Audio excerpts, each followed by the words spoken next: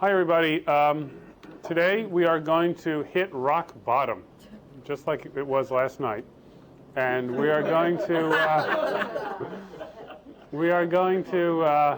talk about the absolute bottom of sort of looking at how computers work. And then actually the next lecture tomorrow, we're going to go pop right back up to the top, kind of where we started at the beginning of the course, and we're going to sort of build up from there, talking about modern methods of getting better performance out of computers. But down here at the bottom, at the molecules and the atoms and the charge carriers, we're going to talk about the physics that's involved in actually doing computation itself. So remember yesterday we talked about when you want to communicate a bit from one place to the other, that communication involves sending energy from one place to the other. And now we're going to ask ourselves the question of, once the bit is received and you want to store it as a memory value, how do you actually store it? And we'll see that that involves energy as well. And then in terms of computation of doing ands and ors and things like that, that involves some energetics with some non-intuitive answers. So let's get started. Just remembering, again, the essence of information transmission when a wave is propagated along a wire or in the air or however you want to do it. It's energy that is transferred from one side to the other, from the transmitter to the receiver. And that is the form that the information itself is taking, is physical energy. And you remember, again, the sort of simple memory element, the set, reset, flip-flop, and that with two high values on its inputs, that is the same circuit over there with the NAND gates as this one over here is with the inverters, which is really the same circuit as this buffer with just some positive feedback around it. And that buffer can, in fact, exist stably in one of two states. One is the high state, and then the other one is the low state. And then remember, we talked a bit about this curious metastable state in the beginning. But let me ask you an interesting question. I saw some stuff from the recitation on the board here, which leads me to think that maybe you actually could answer this question yes. But as far as what I've taught you so far, have I taught you enough to really understand how it is that a logic element like this, with feedback around it, remembers anything? So sure, you could say, yeah, if there's a modestly high voltage here, because the logic element itself improves the quality of the signal, it'll make a higher voltage over here, and that'll go around and around and around until we sort of get stuck at a voltage which is nice and high, and it'll stick there. But let me ask you a sort of philosophical question. Why can't this device, which is latched in the high state, suddenly decide, you know what? I've changed my mind. I'm going to latch in the low state. Have we really explained, other than saying that instantaneously that this takes some voltage over here and transfers it to a voltage over there, have we really explained how this thing remembers? And I'm hoping, except for the recitation yesterday where I saw some hints that you actually went into how this works, that you're still a little bit puzzled by why it is that a device like this,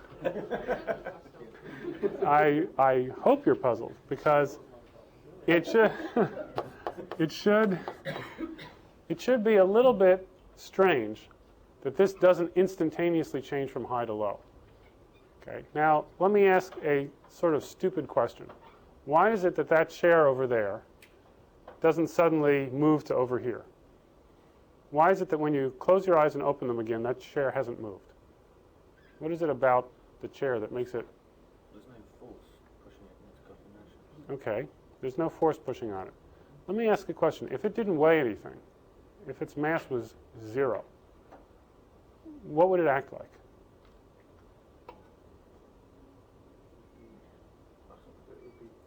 Well, okay, its mass is not quite 0. Its mass is, you know, a billionth of a gram. Now what's it act like? What happens if a little breeze comes by? Whoosh, right? Because, you know, F equals ma, right? And to accelerate something, you need a force which is proportional to how much you want to accelerate it and how big the mass is. And if the mass is very, very small, then the amount of force it would need to accelerate the chair one way or the other would be very, very small. And if the mass was 0, how much force would it take to move that chair from there to here? 0. Okay. And how fast would it move? Incredibly fast, right? Instantaneously. So there's this kind of amazing thing going on here, that it's the mass of the chair that helps it remember where it is. And it's our mass that helps us remember where we are. Well, okay, that's kind of a...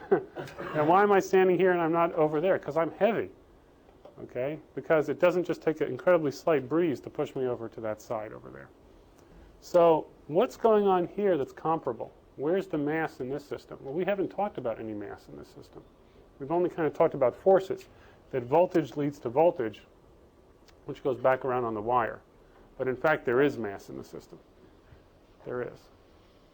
And so if you take a look at two of these buffers, and it works for one as well, but it's more beautiful to look at two that are like this, coupled around in a circle, where it's really stored, and again, I saw this on the board from the recitation yesterday, which is really good, is in fact that every electronic device has some resistance in the output, and every electronic device has some capacitance in the input.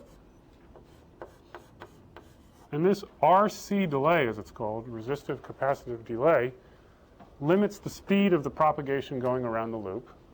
And in particular, the point I want to get across is that this capacitor is kind of the equivalent of the mass, how heavy the circuit is, how much current it takes coming out of this wire here to get this thing to move its voltage up or down. Okay? Thinking hydraulically, this is the bathtub, and this is how thin the pipe is going to fill up the bathtub. Okay?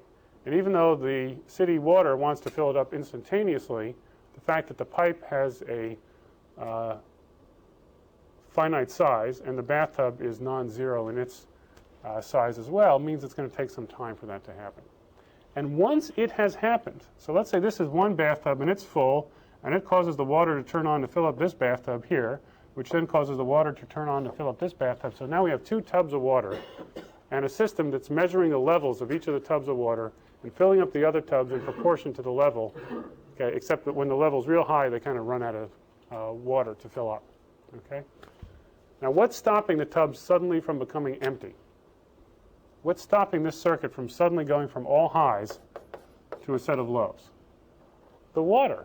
There's all this water in these tubs, and it takes time to get rid of it, and the water is not suddenly going to disappear. It's the mass in the system, the mass in that chair that suddenly stops it from moving from one place to the other. And the water in the tub is actually storing some potential energy in the mass being lifted up a certain amount in the water. That's why if you hook the hose up to the tub at the bottom of the tub and a little fan, you could get the water to make the fan spin and get power out of the fact that the tub was filled up with water. And similarly, you learned in recitation yesterday that there's 1/2 CV squared energy stored in the capacitors in this circuit where V is the voltage. So in fact, what's going on in this feedback circuit here is that there's capacitance. The capacitance has stored energy. And that energy is the bit that is being stored. And what these circuits are doing is nothing more than refreshing that bit. They're constantly reading the bit, seeing if it's a high or a low. And if it's a high, even if it degrades a little bit, it restores it with a high that is of better quality than what it read. Exactly the same lesson that when we talked about how dynamic random access memory worked. Do you remember? That was a matrix of little caps just like this one here. And we said every 1,000th of a second, the hardware needs to read out the value of the charge that's stored here in this little tub here, and then write it back with higher quality than what it read because it can leak out after a little while. Circuits like this work exactly the same way, except the refresh is happening continuously, all of the time. So all of the time, those 2 capacitors there are being read, having their quality improved, and being written over and over and over again. And that's what keeps the bit stored. It's the capacitance, not the feedback. The feedback restores it and stops it from leaking away, but the actual storage is happening here and here. And if we only had one of these things, it would be happening right there, which would be fine too. Where is the energy coming in that restores it all the time? Ah, there is a power supply connected to these devices. Perhaps if you use a standard off-the-shelf device, it's 5 volts and ground here. And what this thing does is it senses a voltage here, And in general, if this voltage is, if it's +5 in ground, if the voltage here is more than halfway up, more than 2.5 volts, it connects this output to +5 volts. And if it's less than 2.5 volts, it connects it to ground. In other words, it has a transfer curve that tries to look like that. Now, it's non-ideal, so it has a little bit of a slope to it, kind of like this, which is, again, that S-shaped transfer curve between V in and V out that we talked about before, but it does it by connecting it to the power supply of the computer. Okay, but remember, this part of it is stateless. It has no state. It can't remember anything. All it can do is improve the quality of what is stored here. The storage is actually happening inside of here. That's where the bit is stored. That's where it exists. In general, there are inductors, which have an inductance L, capacitors, which have a capacitance C, resistors, which have a resistance R, and most circuits, most simple circuits that we have can be described in terms of these things, plus various gain elements like transistors that look like this. That's a field effect transistor, and some of you from the old days may remember junction transistors that look like that. Okay. These devices, from here down, in their ideal form, have no memory. Okay, they just have relationships that, for instance, if the voltage is high here, the switch is closed. If the voltage is low, the switch is open. You remember that. This, the voltage across it is proportional to the current that's going through it times the resistance of the device. These devices over here, however, can remember things. They have state. They have memory. And in particular, this stores charge, and this stores a magnetic field, which says that whatever the current used to be, I want to keep the current the same. This one stores charge so that whatever the voltage used to be, I want to keep the voltage the same. And so this is where the memory is. And this is where sort of the stateless functions are. Very much an electrical analog to thinking about combinational logic and registers. Remember, we built FSMs out of two parts. One part that had the ability to do a function, and the other part that had the ability to remember something. Well, in the circuit domain, these are the parts that can remember things, and these are the parts that can do the functions. Okay. Now, I think I've convinced you that memory has to reside in elements that store energy. I also think I've convinced you that the way the elements work is that they try to resist change. Anything that stores energy tries to resist change. The bathtub full of water does not want to change its level. You have to add a lot of water and wait a while before the level of the bathtub will change. Okay? Anything with energy is like that. The same thing is true here in terms of the magnetic field. It doesn't want to change. What that means is that if you do want to change it, it's going to take some time. I cannot instantaneously change the charge on a capacitor without having a current which is infinitely big pulling the charge in or out. I cannot change the position of that chair instantaneously to here without using a force which is infinitely big, because remember, F equals ma, right? If I want to accelerate that thing in 0 time to over here, I need to do it instantaneously, and I need an incredibly large force. If I want a car that's very fast, right, so I can get from here to there very quickly, I need an engine which is very big, and I need to use a lot of force in order to try to accelerate it. And even then, can I make it from here to there in 0 time? No. Okay, it will always take non-zero time. And so therefore, because memory and bits that exist stored in the machine take energy, it will always be the case, and this is also a kind of a wild notion, that transmitting information takes time. There is always going to be a delay in changing these bits from a 0 to a 1 or a 1 to a 0. And again, the way to think about this, and I know this will take a little while to get, is that these ideas of time delay, of energy, and state are all kind of intimately coupled with each other, and you can't have one without the other. There is an alternate way to view how a circuit like this holds on to a memory value. So let's say it's high on both ends. And I said to you, well, it's hard to know why it shouldn't suddenly change from a high to a low. Well, maybe it's not quite as hard to understand if I say this wire has some time delay associated with it, d.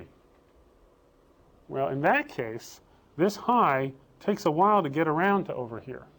And by the time it gets around to over here, and let's say that it now gets here, this thing is going to reinforce it and send the new value, which itself will take a long time. And you can imagine all the little highs in here waiting in line as they're slowly shifting out towards here. And then you can say to yourself, oh yeah, I understand how this thing works. It's a sort of stateless, instantaneous voltage restorer device up here, which makes the signal better than it used to be, coupled with a time delay over here. And that time delay is where the bit is held, which kind of makes sense, right? If I have a bunch of people, right, and I have a system where, you know, you're holding your hand up, right, and a bunch of people are standing in line, and people get tired, so they slowly drop their hand. But as they circle around this line here, there's a man over here that says, well, if your hand is more than halfway up, I'll push your hand the rest of the way up and put you back in the end of the line. And so there's a bunch of folks in line here, their hands slowly going down, and then they get their hands picked up again. I can understand where the state of the machine is being held. It's being held right here in the queue of the people kind of with their hands slowly going down. It's certainly not being held by the guy that's pushing up, because he's just as happy if the hand is down here to push it down. Okay, so the memory's not here, it's in here. But I hope that I've convinced you that time delay cannot be done without energy. That really what's going on is that there's energy stored in every one of these bits that's propagating along this wire here. In fact, the energy, if these were people with their hands up, is happening in the, you know, the potential energy of holding your mass of your hand up against the gravitational field of the Earth trying to pull it down. And so that's the energy in the system. That's where it's being stored. And it takes time to change that from high to low, okay? And time to make it through the propagation here. So time delay being non-zero, energy being required in the system in order to have memory are three extremely intimately coupled things. In fact, they all really say the same thing, even though you think about them as three different things. So, How are inductors used, coils used?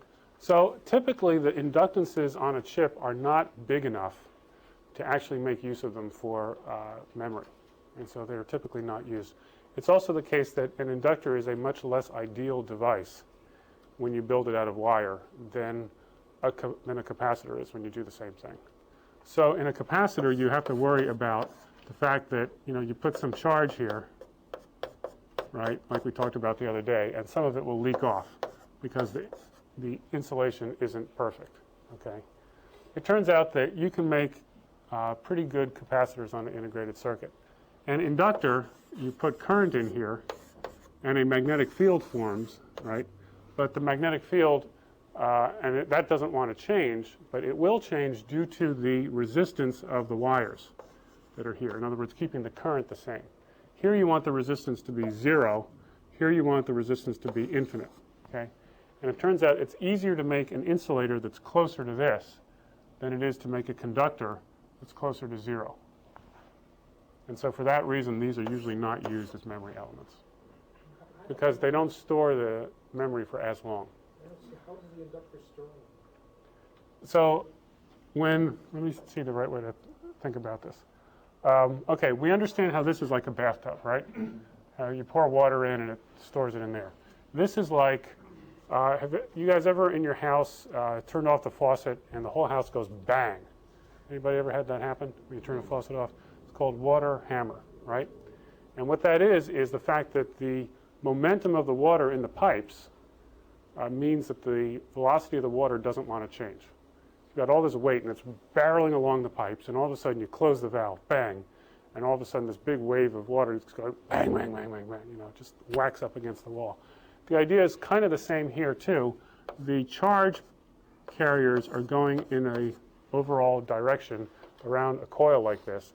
That creates a magnetic field, okay, around the thing. If you have a wire that goes like this, the field kind of goes around in a circle like that. And then if you coil it up, you get a bigger field, okay? I'm going to leave this all to Sam's son, but to Sam Jr.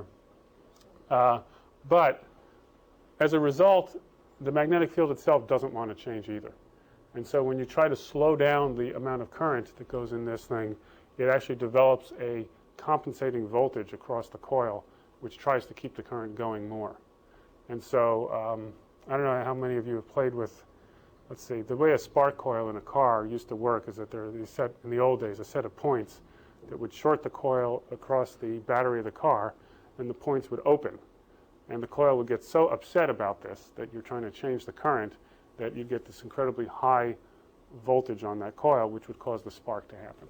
And so that's basically working the same way. It's remembering the fact that it used to have current going through it. But because in order to store that information forever, you need a wire with zero resistance, and that's so hard to do, compared to an insulator with very high resistance, which is much easier to do. It turns out these are used much more to store things than those are. Yeah? You've accounted for physically for the propagation delay. The contamination delay is the same physical phenomenon? It's the same physical phenomena, but it's a measure of how fast the junk gets through. But it's basically the very same thing. Right. Absolutely right. Okay. So, you did this in recitation, but let's go over it again. Let's say that we're going to store a bit on a capacitor. And the way we're going to do it is that we're going to switch a switch over here between a high voltage and ground. Well, when we connect it to the high voltage, charge goes into the capacitor and fills it up until the voltage on the capacitor is V. It turns out, regardless of how slowly or how fast that process happens, the amount of energy that is stored on the capacitor when it has V volts on it is 1/2 CV squared, where C is a measure of how much capacitance you have. What's interesting is that, again, regardless of how fast you charge it up, how big that resistor is, the exact same amount of energy that goes into the capacitor is also dissipated, is wasted in the resistor on the way. So here's a neat way to think about it.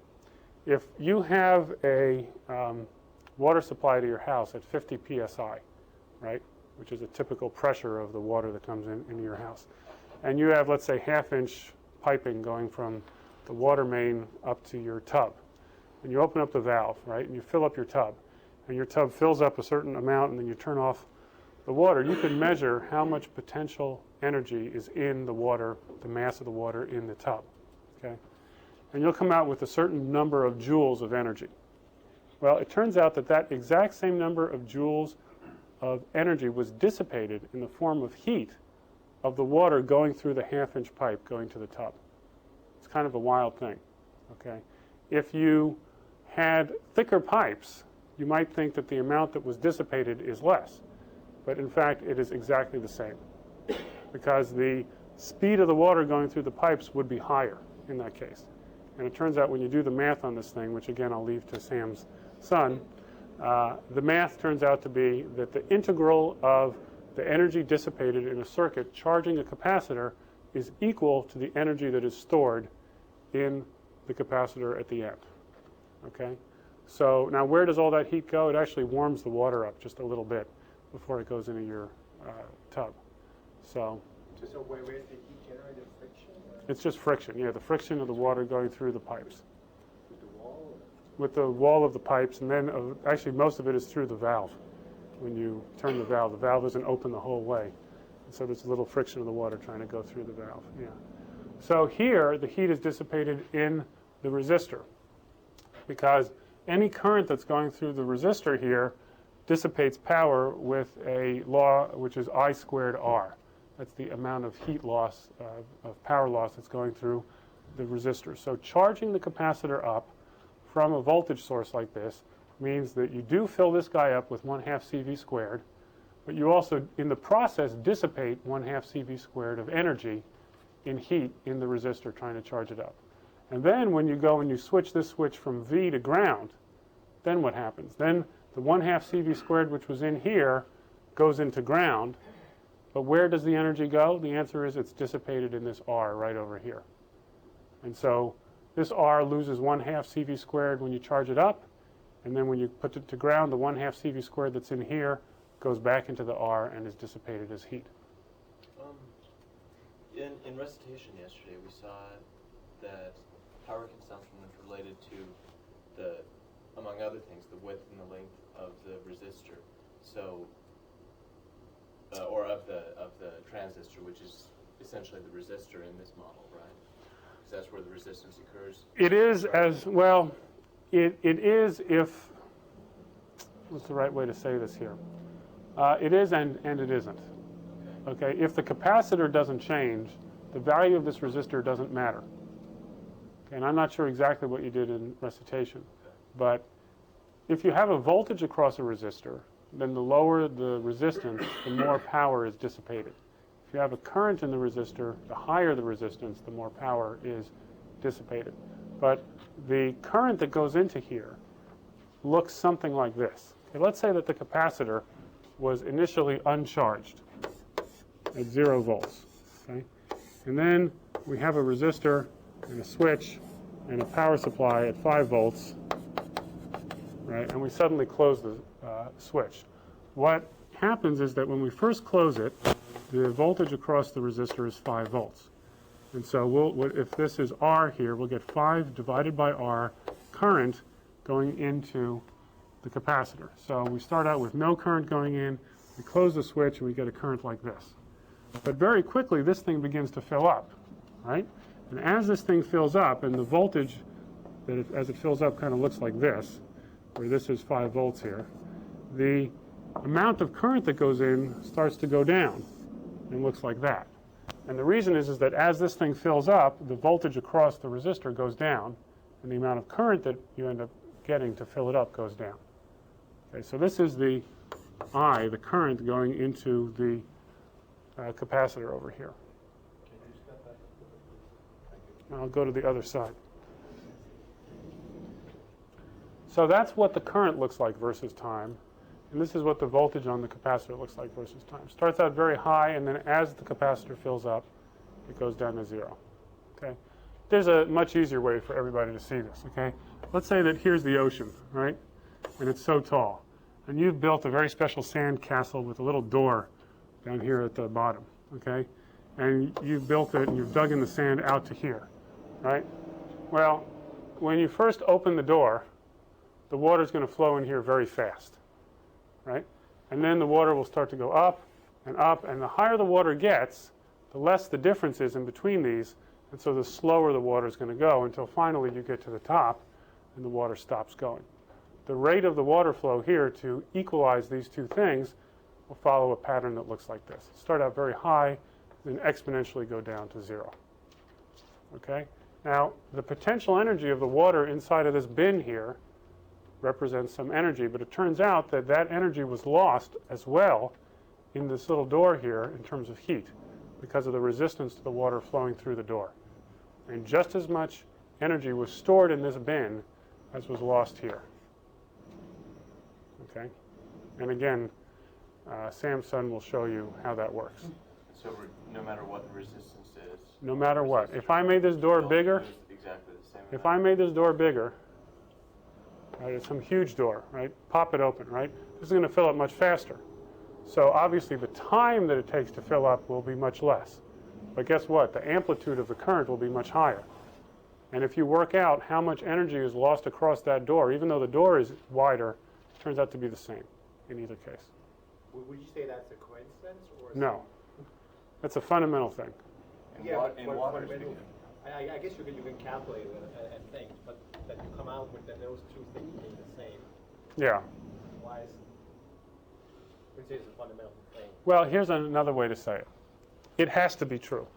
Here's why it has to be true, okay? No, seriously, it absolutely has to be true. Let's think about the other case. Okay, I filled up my little sandcastle. Now the ocean dries up, okay? And there's no water left, right? And I have a potential energy stored in here. True? I now open a tiny little door, and a little stream goes out here, and this is the wide, wide world, so nothing ever builds up here. All the water goes out. Where does the energy go? There's only one place for it to go, which is to heat up the door. Okay, the resistance of the water going through here heats up the door. What if I make the door bigger? It'll happen faster.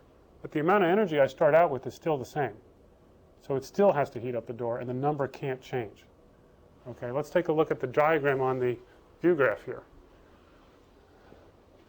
We have a certain amount of energy, 1/2 CV squared, let's say, stored in the capacitor, because this guy's all charged up. And then we throw the switch to the other side, hooking this to ground.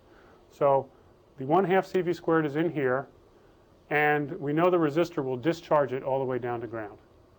Where's the energy go? It can only go into the resistor. Well, the situation where we're taking a capacitor and dragging it down to ground cannot fundamentally be different than taking the capacitor and charging it up. Those must be exactly symmetric things to do to it. Whether you're having the water go in to fill up or whether you're having the water go out to go down, it's the same thing. And so therefore, the energy to charge it that's lost in the resistor, in the little door here, has to be exactly the same as the energy that's in here, because that's also the energy that we have to get rid of somehow when this thing is shorted down like so. Say the same things and take away the door entirely. So now you take away the door entirely. That's a great question. You take away the door entirely, and all of a sudden the water just goes, right, and goes out. Where did the energy go? Another way of thinking about it is charge a capacitor up and just short it out with a bar. Right? You get a really big spark, kapow, right? And where does the energy go? And the answer is a lot of it goes into heat. In that tiny little bit of door that's left, even though the door is like gone. You know, this is like asking, you know, what if you divide by 0, right? Then you get a very big number, okay? Taking the limit. Well, taking the limit, I bet you'll find the same number, okay? In electronics, it turns out that because the currents get so high, if you charge the capacitor and suddenly short it out, which you can do. I should have brought a demo here, plugged one into the wall and then gone bang like this. You get this huge spark, a huge amount of current, and what is not lost as heat will actually create an electromagnetic wave which propagates out, and that's another form that the energy can take. But I wanted also the other direction. What happens if there's no door there and you're filling it up? then it fills up instantaneously, right? Again, you're trying to take the limit of what happens as the resistance goes to 0. Right. Where does the heat show up? Well, it's one of those divide by 0 cases. So if you took the limit as it approaches that, you'll find that the numbers are still the same. Okay? In the case of Conservation. You have to have conservation of energy. The energy needs to go somewhere. Potential energy versus kinetic energy And is so, total energy. in that Right. case, Have to- the heat's going to be It has to go Where we're somewhere. going The somewhere, energy's we going have to be to dissipated. Absolutely right. It doesn't have to be lost as heat. When we open our gate, we could Right. put a turbine in there or It's going to something. be, rather than laminar have flow. Ah, very, very smart. So why don't we put a turbine in the gate? If you don't put a turbine there, if you only have a resistor, then you will lose every cycle you charge and discharge this thing 1/2 CV squared plus 1/2 CV squared, which is CV squared worth of energy. Now, that happens every time you go through a cycle like this. In an inverter, there are 3 sources of power loss, okay, of energy loss. One is this phenomenon we talked about before called leakage. We said that no matter how good the insulators are over here, no matter how good this switch is and being off, when we say that the switch should be off, a little bit of current will get through. And what that means is that here's high voltage and here's ground, that when this switch is off and this switch is on, a trickle amount of current, some femtoamps of current, very, very small, will trickle through here, and some current will go directly from the plus 5 volts to ground. And that current times whatever the voltage is on the power supply will equal power that turns into heat. Tiny, tiny amount of heat. Now, in the old days of transistors that were like this, these were called bipolar transistors, the leakage was much higher. Okay, and some chips, statically, when they just sat there doing nothing at all but being in one state or the other, would actually get warm. Okay, the chips that are in the Commodore 64 there are like that. Okay, if you just stop the clock, they are still nice and toasty, okay, because of this leakage current. Field effect transistors we have these days are so good at turning off that that doesn't happen. The effect is there. It's not zero, but it's so low that it really doesn't make a difference. And that was leakage that you just described? Leakage. Second effect that happens is called shoot-through, okay? Really, really cool. Remember we talked about what happens when this input signal makes a transition from low to high. Let's say it takes a long time to make the transition from one to the other. What's supposed to happen when this is low, the top transistor is on. And when it's high, the bottom transistor is on. So we go from having this switch closed and this one open to this switch open and this one closed. But for a short time, both of the switches are closed. And they're kind of switching from being closed to open. And during the intermediate time, when the input voltage is halfway or near halfway between high and low, current will flow directly from the power supply straight down to ground. Now, how much current will flow? Not an infinite amount, a few microamps of current, because the devices, when the switch is on, still have some resistance. Okay, but during the transition, particularly if the transition is a really slow one, during this time here, if I feed this signal into that gate, during this time, the gate will have shoot-through. Current going straight down through both of the switches from the power supply to ground. And that will dissipate some of the power. But it turns out that in modern computers, these slopes are fast enough that that's not a dominant effect. But the last one is. The last one is capacitive charge and discharge. And what that is exactly what we just studied here.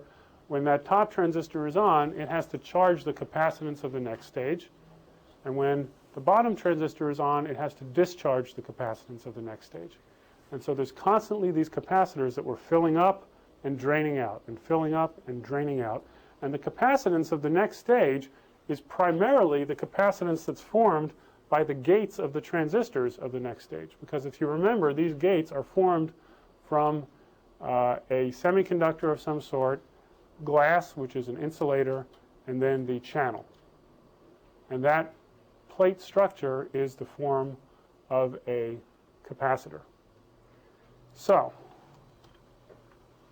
leakage, as I said, is insignificant. Crossover, shoot-through is relatively small if the rise times are fast, which is the case for most modern computers. And the capacitive one we just cannot get away from. We can't fix it by making the resistance of the devices lower. It's the capacitance that matters. We have to charge and discharge these things.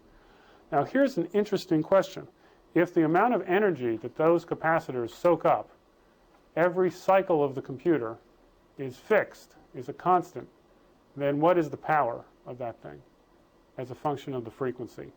The frequency is how often we do it. Well, a fixed amount of energy every cycle multiplied by the frequency of how often we do it will give us a power that's proportional to frequency. Now, how many people here have heard about overclocking your processor chip? Lots of you guys have thought of that. Okay. Well, you can do it. Okay. And in general, I talked about how what you're really doing is you're operating the device in a way sort of saying, okay, I'm assuming that the temperature will not get too high, and so it's okay to run this thing fast. But running the thing fast has a danger. The danger is that the faster you run your computer, the higher the amount of heat that it will dissipate will be. Because every clock cycle of the computer, a fixed number of joules of energy will be dissipated in the form of heat. And if you do too many of those per second, the temperature of the device will get hotter and hotter and hotter and hotter until maybe you burn the thing out.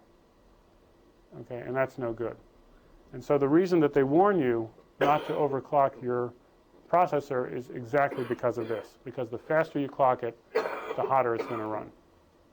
Okay. How much can you overclock it before you give them the trouble? I don't understand. Zero. Overclocking means I buy a computer that is spec'd to run at 1 gigahertz.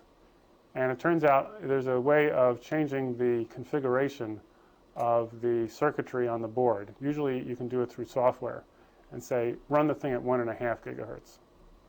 Okay, and it's running 50% faster than it should.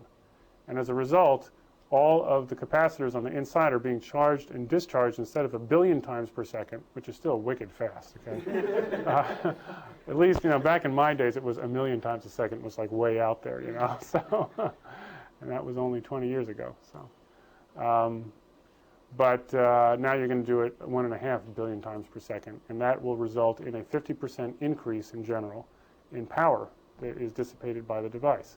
And when you have a device that can dissipate 10 watts, let's say, safely, and you say now dissipate 15 watts, it's like you're putting a torch with 5 more watts on the thing. It's going to get hotter. It'll reach an equilibrium point between itself and the air, but that point will be at a higher temperature than it was before when it was only dissipating 10 watts.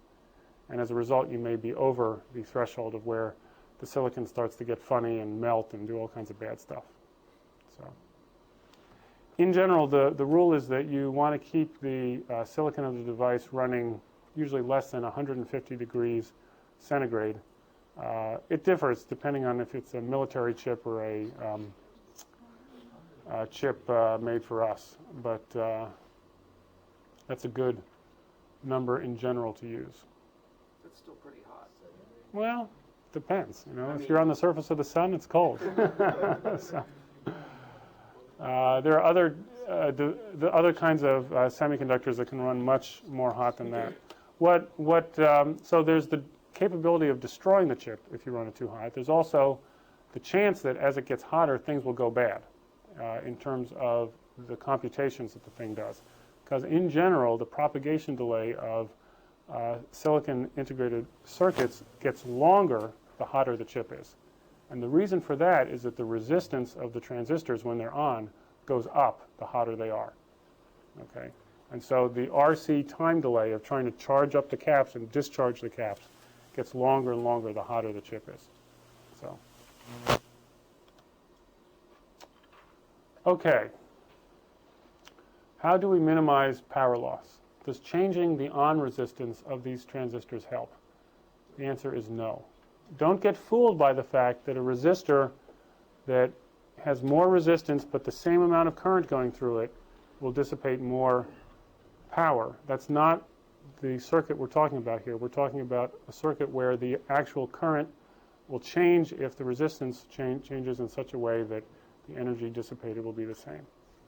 How about making the channel length shorter? What that means is making the distance between here and here, the length of the channel, shorter. Is that going to help? The answer is yes, but not because the resistance will go down.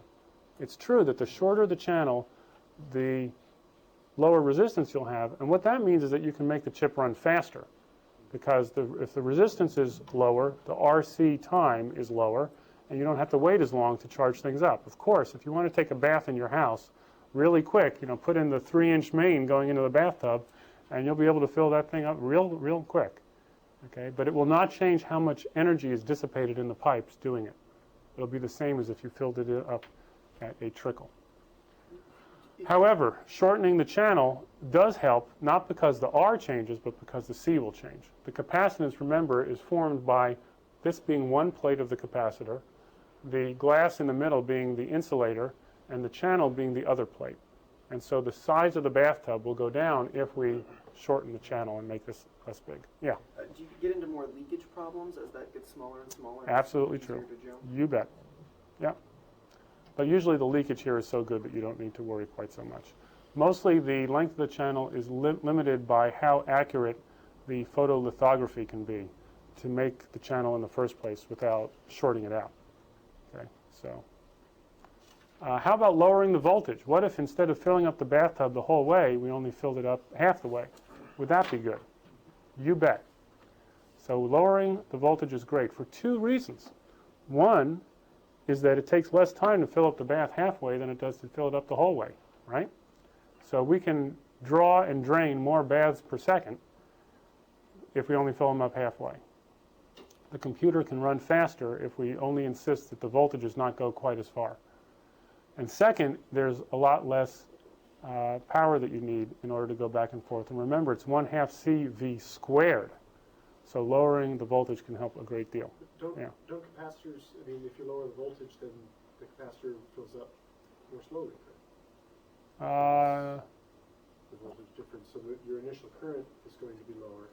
It doesn't fill up more slowly if the power supply stays at the same voltage rating. In other words, if you still have 50 psi in your house, if you turn the valve off halfway, then it is in fact faster. If the voltage on the input and the capacitor is the same, then the time will also still be the same. So RC says what the time constant is, independent of what the voltage is that you're trying to do. So whether or not you speed things up depends on the relationship between the power supply and what voltage you want the capacitor to get to. However, if you assume, which is a pretty good thing to do, that the voltages are the same, then the time will not change. Okay, except for a secondary effect that I'm just about to say here. Okay, so you sort of have two effects that fight each other. One is that you're not trying to go as far, and two, you have less pressure to do it with.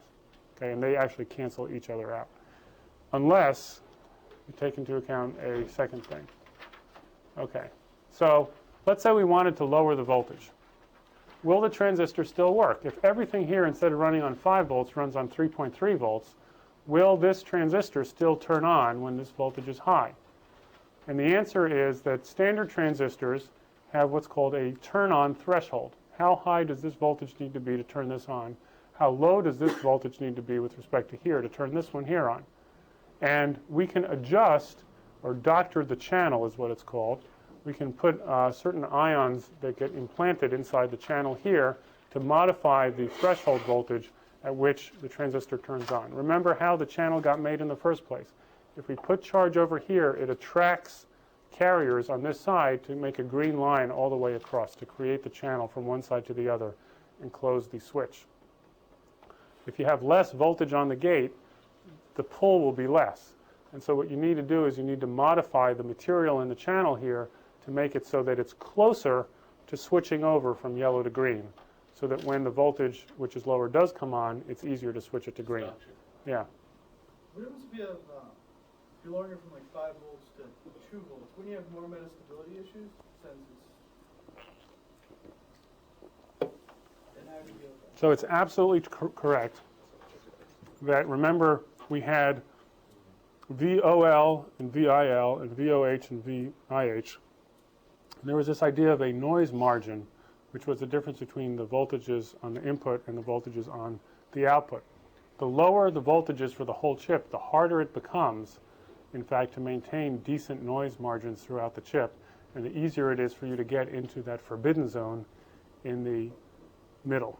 And so you're absolutely right. And somebody else had asked the question, why can't you just lower the voltages down to 0.5 volts or 0.2 volts?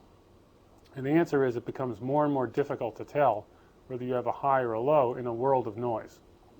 And so if the noise isn't going to change, as the voltages get lower and lower and lower, it becomes harder and harder to tell the difference between the data and the noise.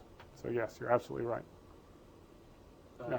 Does doctoring the channel increase the leakage? Yes, We're making it it easier? certainly does that too. Yeah, and so it's this whole trade-off where you're kind of playing this game of getting closer and closer to the edge of just about turning on the transistor at the same time that you're trying to lower these voltages. So it's hard to get these all right. Okay, so how about lowering R? If we lower R, then the circuit will be faster. So we can lower R in several different ways. One, as we said before, we can make the channel shorter, and that will make the resistance going through the channel less. And then the question is, from the top view, this is actually a side view. Here's the top view. Here's the gate, and here's one of the other parts of the transistor, the drain, and here's the source. And this is the gate that's going to let the current go through these both sides. Does making it wider in this dimension help? And you may think the answer is yes. You know, in other words, if this is a valve and the current is trying to get through from this side to this side, if I made this wider, then the resistance will go down. And that's true, because there will be more parallel paths for the current to get through from one side to the other. However, in the process of doing that, I have made the capacitance of this junction, which extends kind of out like this, I've made it bigger. And so if all the transistors are like this, I've made C go up just as much as I've made R go down. And this time constant RC is really the one that determines how fast the circuit will operate. Okay, so making the channels wider does not help.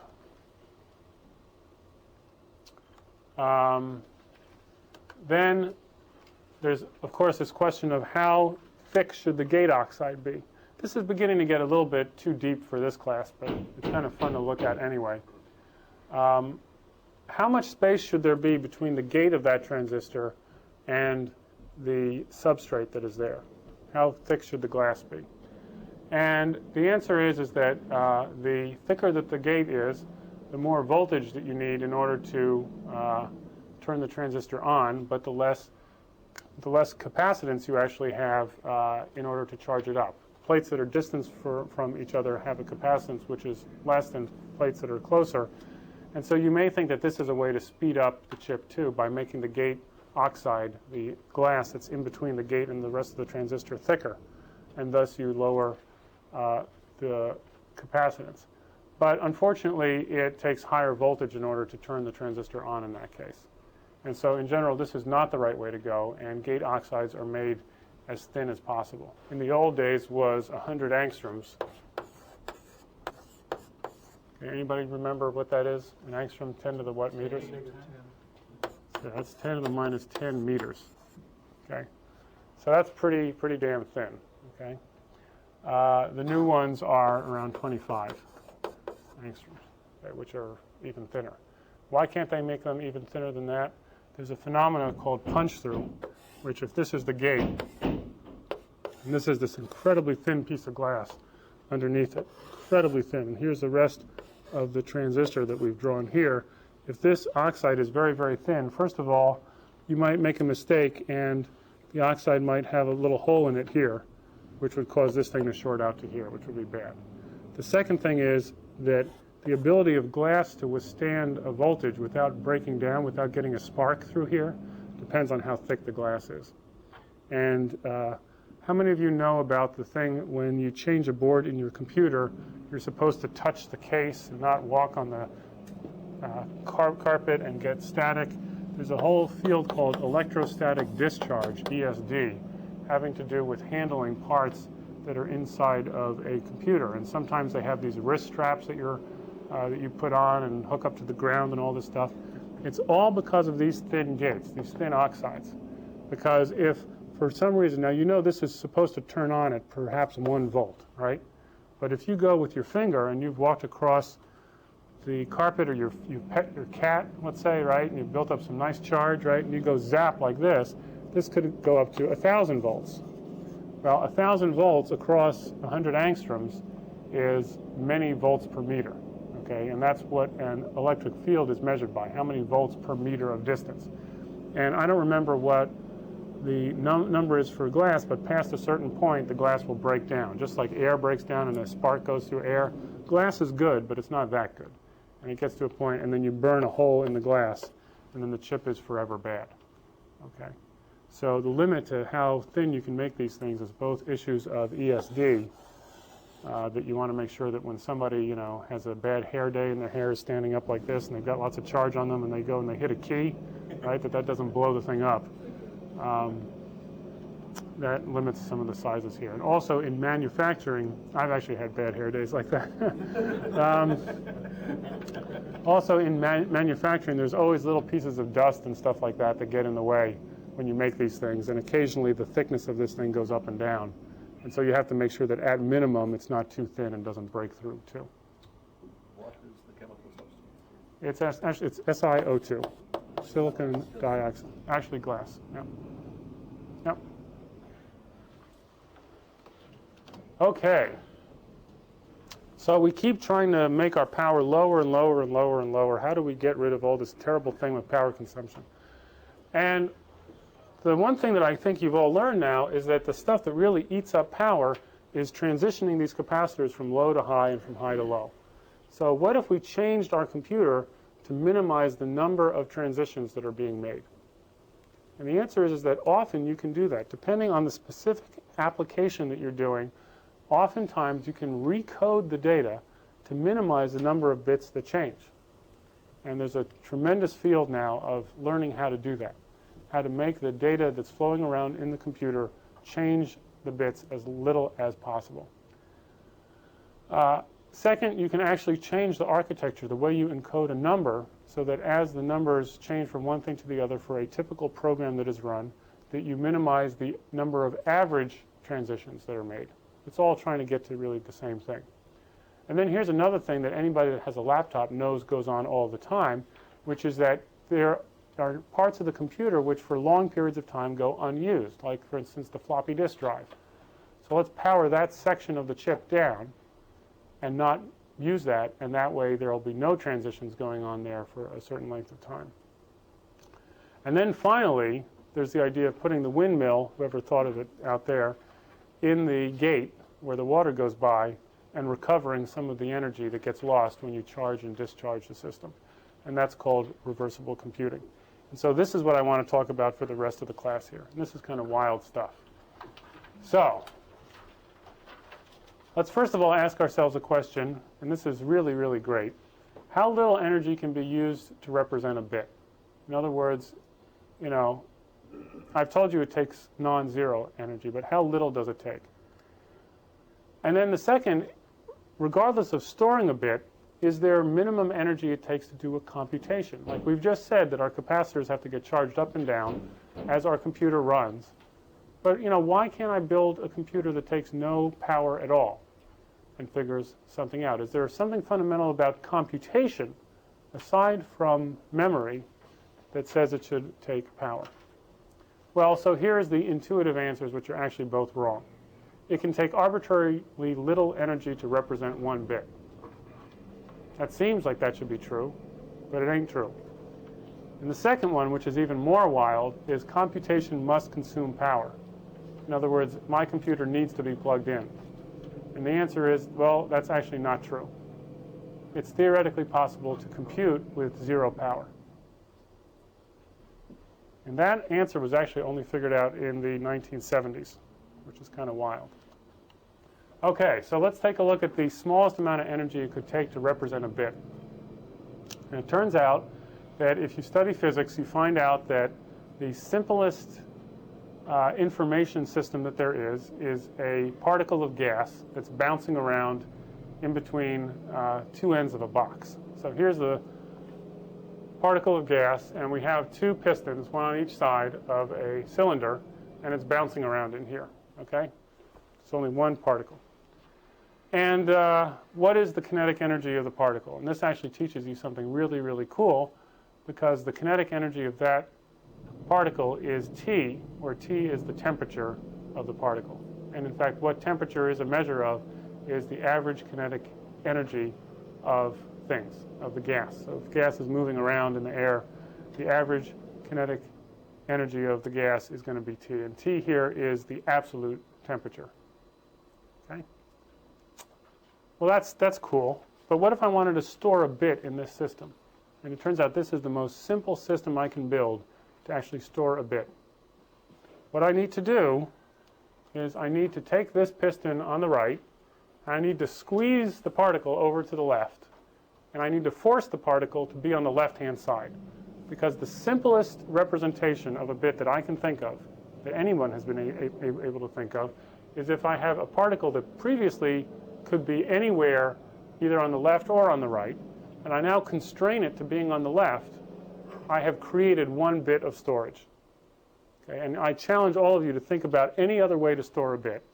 And I think that you will never be able to come up with one that is more simple or that represents less energy than this. And now, everybody here, I think, should know that if you have a fixed amount of gas and you squeeze it in a piston, it takes work to do that, right? You have to go, and you squeeze it down, right? You compress the gas. And what's interesting about that is, where does the energy go? Well, anyone who has played around with having an air compressor knows that the air compressor will compress the air, and you'll end up getting hot air, right? It'll all get hot. But let's assume that we have this big heat sink over here that will take away all the heat. In other words, we hook this up to, you know, a big liquid bath that's at the same temperature we started out with. And so as a result, when we squeeze this gas, we're not going to worry about the temperature changing. The temperature is going to stay exactly the same. What that means is that the kinetic energy of the particle, the speed of the particle bouncing around in here, will not have changed. So we start out with a temperature T, and we end with the same temperature T, just so that we don't get confused between heating up the gas by squeezing it and forming the bit by constraining it to the left-hand side. Why do you say that again? That, like, because when you pull a piston, I guess, once it bounce off there, you think? Well, there are, okay, in general, in these thermodynamic systems, there's two extreme ways to do it. Okay, one is called the isokinetic case, which is what we're going to do, and the other one is the isothermal case. Did I get that right? No, I am wrong. One is the adiabatic case, which is not what we're doing, and the other one is the isothermal case, which is what we're doing. Thanks. In one case, you hold the temperature fixed, and in the other case, by hooking up a heat bath. In the other case, you hold the system fixed by not allowing any heat to get out. Okay? We're going to drain all of the extra heat out of the system. So we're going to keep the temperature fixed as we squeeze the thing. Okay? So we've squeezed this particle over to the left-hand side. Now the question is, did it take any energy to do that? The speed has not changed. Did it take energy to do it? And the answer is yeah, it sure did. Because whatever the pressure of that gas was when I was over here on the right, now where did the pressure of the gas come from? The particle is bouncing around, and every once in a while it bangs into the piston. Bang, bang, and kind of pushes me. It wants to get out, okay? So it's giving me a force. And that force times the distance, which doesn't change, by the way. As I go to the left here, it still hits me with the same force, okay? As I go to the left here, the force times the distance is the amount of work that I do squeezing this guy over to the left-hand side. Okay? And that's the energy of creating one bit in the minimum possible system, putting this guy over to the left.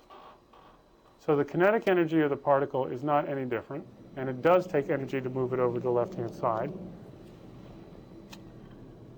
And we knew that it took energy because the particle was bouncing against the piston. And where did the energy go? When we're all done, where did it go? It went into two places, and it turns out an equal amount of energy, and this should sound like a familiar thing, went into each of the places. First of all, the particle wanted to get faster because we were squeezing it over to the left. Had less space to bounce in, and we actually gave it a little bit of a kick when we were pushing over on the left. Well, we drained away the extra heat in the heat sink, so half of the energy went there. And the other half of the energy went into the information that it's on the left and not on the right, or that it's on the left and not possibly in either of the two places. We created order where there was disorder before. There was disorder in that we didn't know which side it was on, and then we pushed the particle over to the left and we said, okay, you're on the left. And that actually took energy to do. And that energy went into ordering the system. Yeah? Doesn't look like it would take energy, though, now that you've got it compressed, to scoot both pistons over and change the state of the equation. Brilliant. It doesn't. It doesn't. And we're going to talk about that too. Okay, we've created one bit of energy, and if you're a physicist and you go through the calculation, you'll actually discover that the amount of energy that it took to squeeze that particle over to the left-hand side was log, or it's actually ln of 2, log base e of 2, times kT, where k is the Boltzmann's constant. Okay, very small number, and T is the temperature of the system. So we typically talk about kT as being the amount of energy, but it's actually log base 2.71828 of 2, which is pretty close to 1. And it's 2 because there were two states in the system. I'm sorry, the logarithm Is base E. is The natural log of the constant 2. So why don't you just incorporate it into K? I could, but K is a physical constant of Boltzmann's constant. Where does K come from? It's a fundamental constant of the universe. Okay. And that's as good as I can do. Okay? There are some people that actually says Boltzmann is on my wall. there Okay. are some people that actually say that K comes from this. Okay? That in other words, the reason K is what it is because of this factor here. That when you try to create one bit of information, it takes log base e of 2 kT energy to do it. But there are many places where you see K come up. Anyway. So this energy is the total energy, which is part information and part heat. This is only the information part. So this would be the minimum amount of energy. The minimum amount of energy that you could possibly use. Right. So if we got rid of the heat sink, that is what it would take. Yeah. You could get rid of not making heat at all, say Right. doing it very slowly or something. Ah, like that. right. That would be the minimum energy. Yes. Temperature's gotta be in Kelvin then, right? In Kelvin, yeah. So it's 270, something. Yeah. It's room temperature. Okay, can we get the energy back? The answer, the great answer, is yes.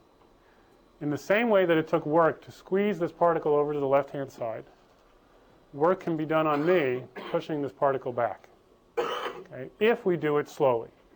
Okay, if we do it fast, then everything gets screwed up because we are trying to extract, let's see the right way to say this thing. If I fill up the bathtub, okay, and instead of using a half-inch pipe, I use a turbine, then I can extract, and I fill up the bathtub very, very slowly so that the amount of energy dissipated by the piping that I still must have is very low, then theoretically the turbine can give me all of the energy that formerly would have been lost in the piping. However, if I try to do it too quickly, the remaining piping that's still there will still dissipate some of the power. So as long as the computer is running slowly enough, it is theoretically possible to recover the energy of storing a bit of information in the charge on a capacitor and recovering it by discharging the capacitor as well. But we need to put something between the capacitor and ground other than a resistor. We need to figure out the equivalent of a turbine to put in that stream. So kind of wild. And in the same way, if we can recover the energy like this and then put the energy back in, squeezing over to the right, then it must also be true that we can move both of the pistons to the left and the right without doing any work at all, which is true. Changing information. Well, are we really? We're telling whatever state the system was in, switch it to the reverse state. Are we really changing the information? If I said, if your shirt is white, change it to black, but if your shirt is black, change it to white, I still have one bit of information as to what your shirt was before we started. All I'm doing is changing the polarity, which itself is a computation that preserves the information that we had before and does not create any new information, nor does it destroy the information we used to have before. And it turns out that is the key to building computers that require no power to run. So what does Yeah. slowly mean here? Slowly means slowly. In an electrical circuit, what it means is if you look at the RC time constants of the resistors and the capacitors, that you operate perhaps 5 to 10 times slower than those time constants. And I'll show you in a second. What does it mean with this thing here? I don't know. Okay, it has something to do with how fast you move the piston compared to how fast the temperature goes in and out of the heatsink. This is the idea of these hybrid cars that are legal. Has nothing to do with the hybrid cars. No, I have worked on those too, but that's a totally separate thing. Well, you're recovering energy though. Oh, you're talking about the regeneration when you brake. Ah, yeah, it is the same. You're absolutely right. So the kinetic energy that you usually have in your car when you speed up. Oh, this is actually a great example. Wow, thank you. This is wonderful. Okay, so let's say that your engine were 100% efficient, right? And you used your engine to get up to a certain speed.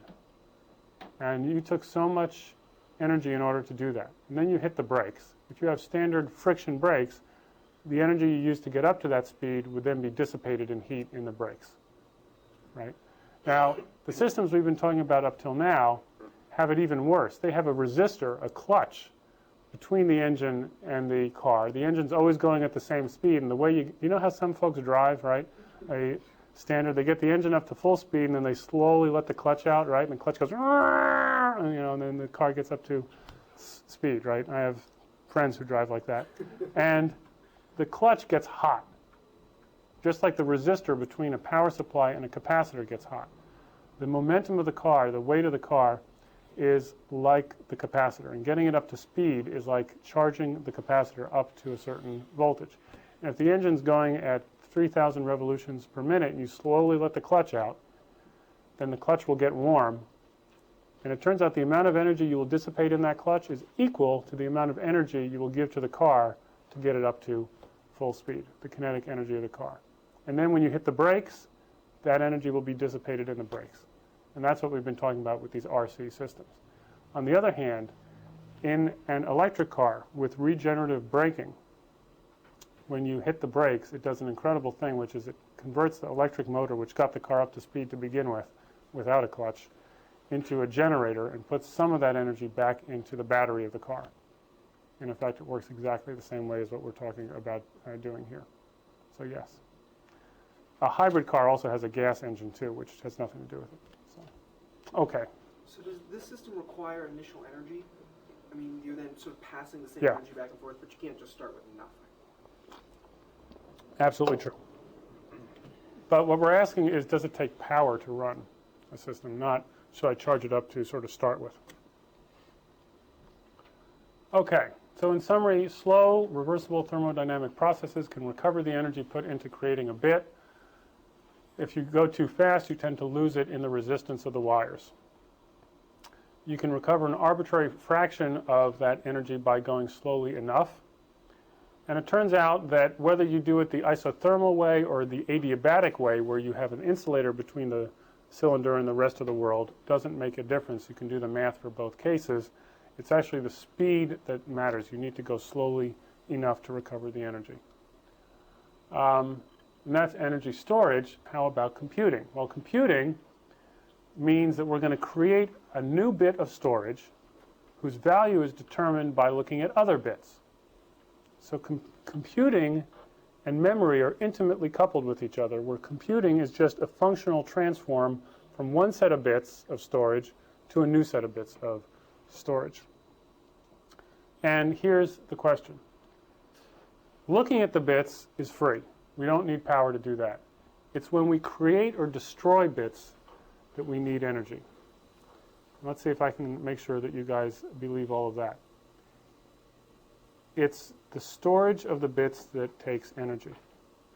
If I take a bit and I destroy it, what I've basically done is I've drained away the energy that I put into the bit in the first place.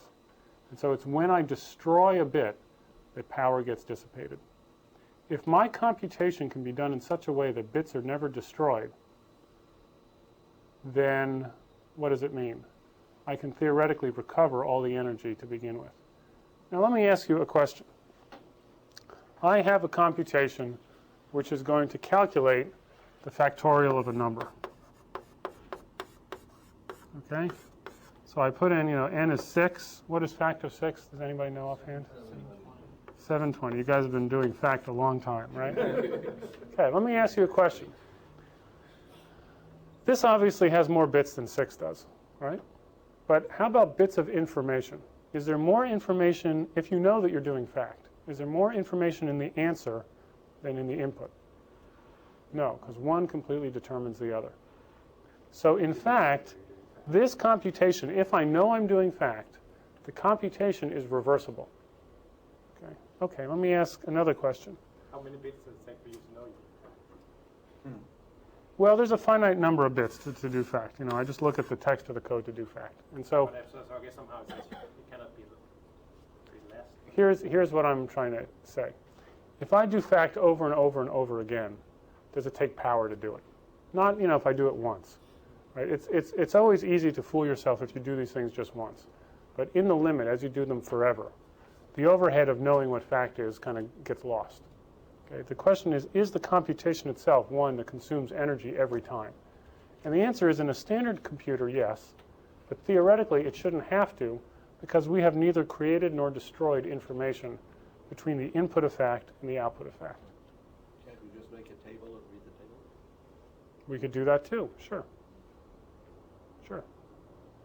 But we don't have to. We could have fact as a program that we don't know what n is to start with.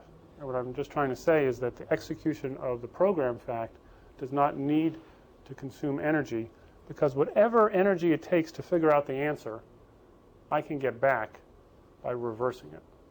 In other words, if I had to create 12 extra bits here, let's say, in order to represent the number here, I could then go, and knowing that I want to get back to 6, I could soak up the energy of all those extra bits and get all the energy back by Provided you wanted to reversing go the back to computation. 6.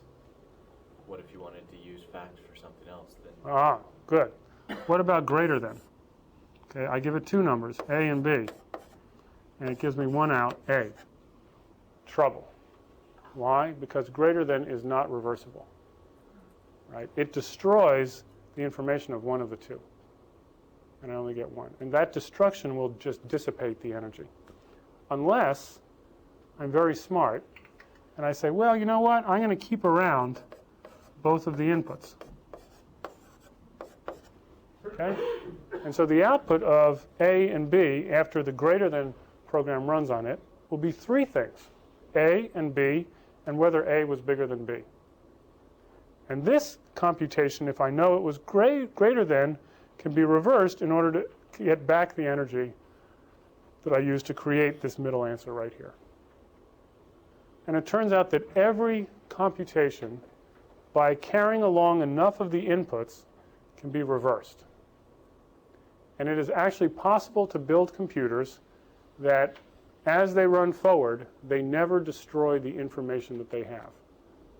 They always carry along copies of the inputs, sufficient so that you could hit the button, and this computer doesn't have it, between forward and reverse, and run the computer backwards, and whatever energy we had to put into the computer to come up with the answer would go back into the battery as it reversed and got back to the input. And so in general, what reversible computers do is that they have a direction switch on them to run forward or backwards. are these entirely theoretical, or No, people have they built them. actually Yep. exist? I supervise, I guess, 2 different students along with some other folks who've actually built these. I'll give you a reference at the end. And typically what is done is you run them forward for a while, you make a copy of the answer. Now that represents some energy loss, okay? But it's not the energy loss of all the computations that were done. It doesn't matter how much thinking this needed to do in order to come up with the answer. You get a fixed amount of energy from the answer, and then you run it backwards and you undo all the work that it did, and you end up with 0 power. It takes twice as long to do anything because you have to run it backwards, but you can run it at 0 power. And that's Putting an power incredible in thing. To get from N to 720. Right, and then you get the power back How out. do you get it back? Well, I'll show you. It works just like those cars. Okay? So in the standard inverter, we have power supply rails at a fixed voltage. Just like the brake pedals. This is really good that you gave me this. The brake pedal in your car has brake pads that are fixed to the car. They're at 0 speed, and they brake to the car.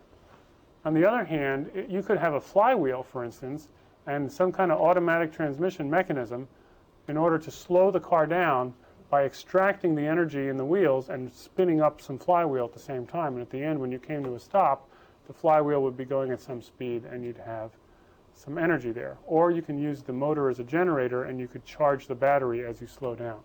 This thing works the same way. This is very fast, but as we saw before, because it's fixed resistors when these are on back and forth, this is a non-reversible type of gate, and it throws away lots of energy. What we're going to do is we're going to do something a little different. There's a lot of text here, so I'm going to do it on the picture. Let me see. Do it here. Here. Instead of having these 2 rails at 5 volts and ground, we're going to start out with these 2 rails at a common voltage in the middle, 2.5 volts. Okay? And we're going to decide, do we want to create a 0 or a 1? And we're going to close either the top switch or the bottom switch. And then we're going to very slowly let the voltages on the top and the bottom go from 2.5 volts up to 5 volts. Very, very slowly. And this turned on switch will slowly charge the capacitor, but it will charge it in a recoverable way without allowing the resistance to ever get in the way. So maybe I can draw it over here a little better.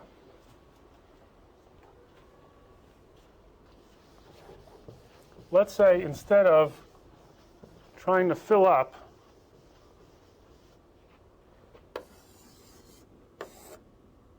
here's our little door.